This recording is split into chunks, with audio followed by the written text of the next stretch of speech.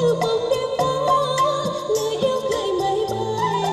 Với hồn ta có hay ruột gan như lửa đốt, chờ tình người hò hẹn quấn nhau vào cơn say.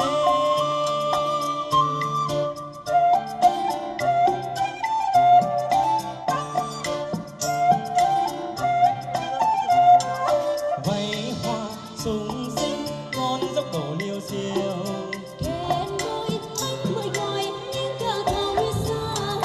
vai dệt thơm mùi lá chim hối hả gọi đàn. Lúa nương sự vô bất đắc bếp lửa luôn tay cười. Con mắt không đâu ngắm nhau thuở nhớ, con đây chẳng lạc đàn cài vẫn vương. Tạm biệt người thương hương trẻ sao xưa, thôi đừng quên đến xa rồi thêm yêu.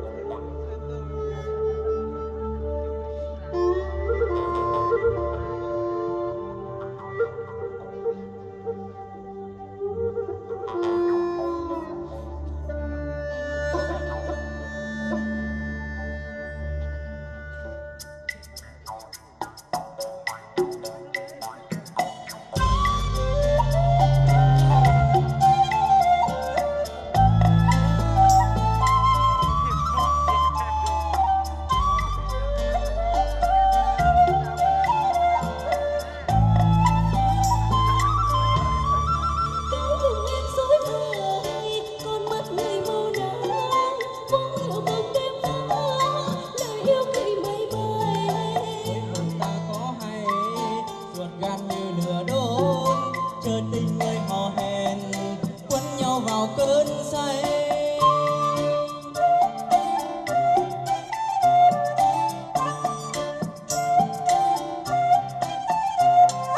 Vây hoa súng xinh con dốc đổ liêu xiêu, Kèn môi anh mời gọi nhưng cả thao biết sai. vai dệt thơm mùi lá chim hối hả gọi đàn. Lúa nương sự vô bất đắc bếp lửa luôn tay cười. Con mắt không đâu ngắm nhau thuở nhớ, Bàn tay trong lòng đang cài vẫn vương. tạm biệt người thương hương trẻ sao xuyên. Thôi đừng quên luyến. Xa rồi thêm yêu.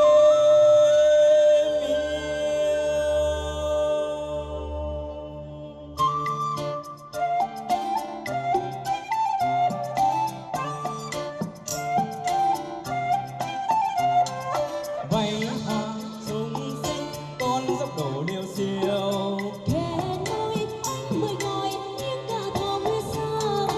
vai dệt thơm mùi lá chim hối hả gọi đàn. Lúa nương sự vô bất đắc bếp lửa luôn tay cười. Con mắt không đâu ngắm nhau thỏa nhớ. Bàn tay chẳng lạc đàn cài vẫn vương. Tạm biệt người thương hương trẻ sao xưa. Thôi đừng quyến luyến xa rồi thêm yêu. Ngơ ngác ngẩn ngơ trong giấc người trên vai, qua đầu cánh chim